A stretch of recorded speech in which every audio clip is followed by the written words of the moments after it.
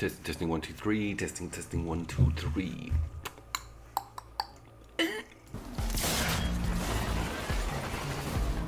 Yes, that was a propeller death scene, and this is Zombie Army Dead War 4. The first of my Zombie Army games ever reviewed on the channel, and another thing, I think this is the first time I've spoken about a zombie game on its own on the channel ever. So that's a big deal. And the title may suggest that I feel very passionately about this game, with damn good reason to. It's got so much going on in the right direction when it comes to a good zombie game. More importantly, it's got one of the best Horde modes, which I'm going to spend most of this video harping on about, by the way. Of all of the zombie games that are out there at the moment, that's a really big one, because Call of Duty's got some really cool stuff going on. But this is from Rebellion, so they also had that amazing Horde mode in the Strange Brigade game, which I actually included in that big old zombie list I did a while ago, which was massive. Everybody loved that. I loved it. I had the 28 Days Later theme tune on it, got demonetized for that, but it's worth it. Integral artist will not sacrifice that theme tune when it comes to a zombie video. Didn't put it on this one. Don't really want to kick that hornet's nest again. But anyway, what are we looking at? And if you've never played this, you're probably thinking it's going mental. There's snipers. Look how he jumps around. Whoa. And I am deeply in love with the protagonist. I had to just get that out there. I'm obsessed with her. I haven't chosen any other characters. I think she's just top notch. I love her.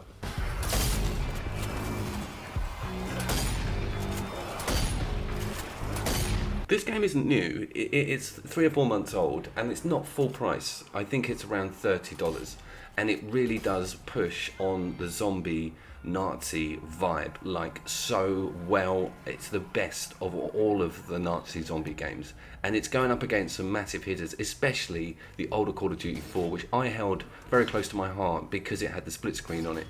But this kind of sheds that, and it's got 4-player online, but all of this footage is offline. By the way, I got 6 bullets. It's moments like that, and then you have the melee, which just is so satisfying, and that can be leveled up as well. So what I'm doing is the classic waves. I'm clearing out, and it's expanding the map for me, but it's so addictive because it sends these new zombie types to you.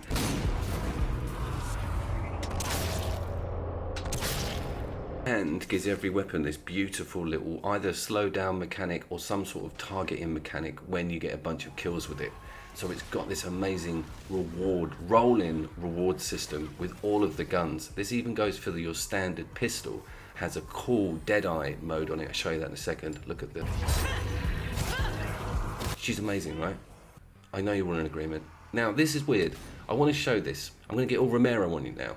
This is a house that's got a staircase in the corner, and it's blocked upstairs. But for some idiot reason, I hold up in here. But I'm going to let this play. This is extended. This is amazing. Look at the lighting, look at the shadows, listen to the noise, and look at the panic.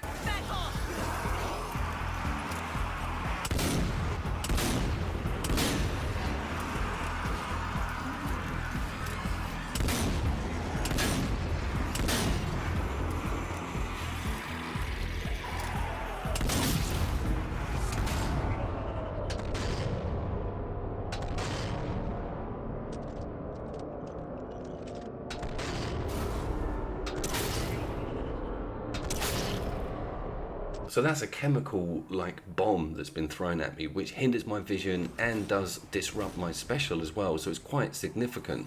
I've also just spotted that they're coming down from the stairs as well, so I need to get my shit together. Now you'll notice that there's persistent bodies. The bodies can get back up if you don't take their heads off, and you can stomp them Dead Space style for rewards and stuff. The game keeps giving to me and hitting the right notes all the time.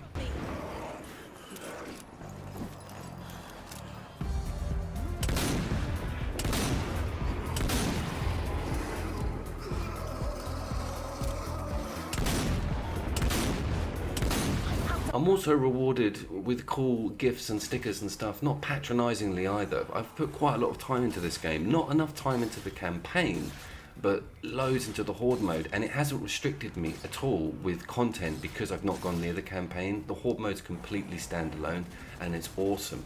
Look at these special infected.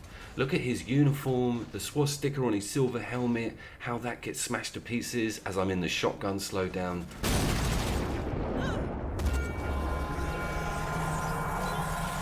Thankfully, the game does push back. I've just stepped out of Remnant from the Ashes. We've got some new DLC coming up for that, by the way, soon, guys. But that's a holy hard as hell over-the-shoulder third-person shooter. Not in exactly the same vein as this, but if you played that game and you finished it, then you'll hit the ground running with this. Now, look at these cool stickers.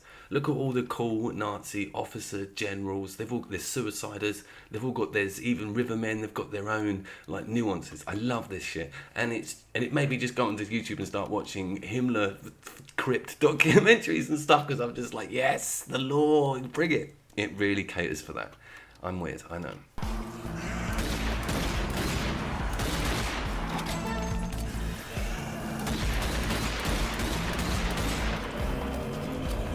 It also loves to show off this amazing zombie tumble engine. When you saw them go over that stone wall, they are really daft and rubber-like, you know, exactly like a brain-dead human should be. You play a lot of zombie games out there where they're just AI, like a normal AI enemy human would be. They haven't taken the time, do you know what I mean?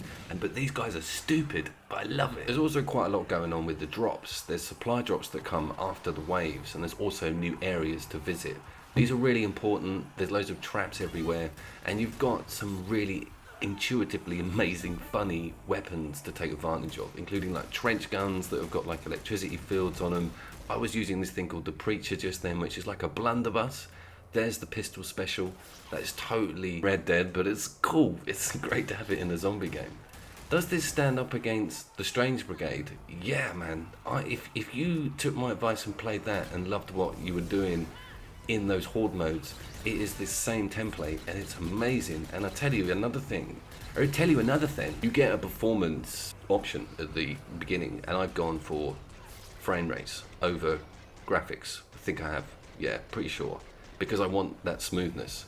But you do have an option, and it is nice to be asked, and it is nice to have some pro utilization in here. I want to talk about the fact that I'm playing this game solo. It's a conscious decision. I haven't asked any randoms to come in. I haven't even gone there. I would only ever play this game with close friends because that's the cool feeling, I think, with zombie shooters. It's that intimacy, that panic, that vocal panic that you share with someone you know. You can really explore it. You know what I mean? That was one of the officers. Man, he's mean. Dead Space stomp on the face. Oh, here she goes. I love her.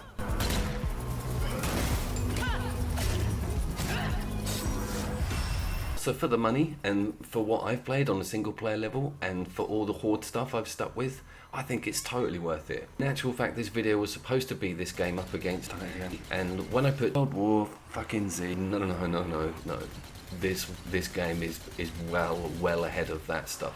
This is really, really cool, gritty, amazingly awesome, intimate zombie killing. You know, there's a bit of sterilized feeling World War Z because there's so many of them, because they're so easily killed.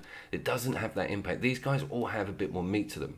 Now, don't get me wrong, I have gone into the campaign and it's really big, to be fair. I thought I was going to see myself quite far down that timeline. I'm not quarter of the way down, but there's quite a lot of DLC. There's also some DLC paid for extra weapons and characters.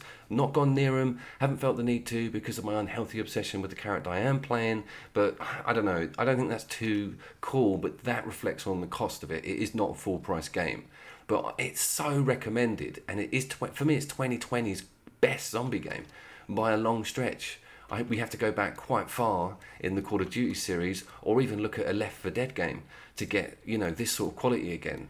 So it's totally recommended by Coop. I'm showing you this stuff on screen because I want you to see the variables and how many things you can change when it comes to the campaign. And there's also quite a lot of RPG stuff with leveling up your weapons that you go to your favourites.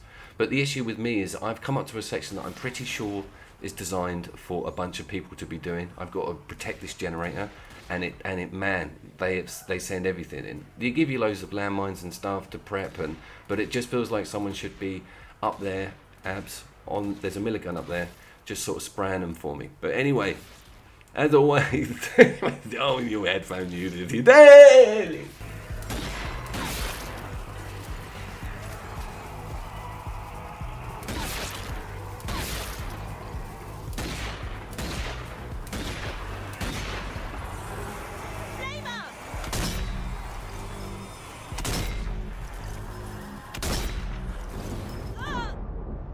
Totally forgot about the photo mode.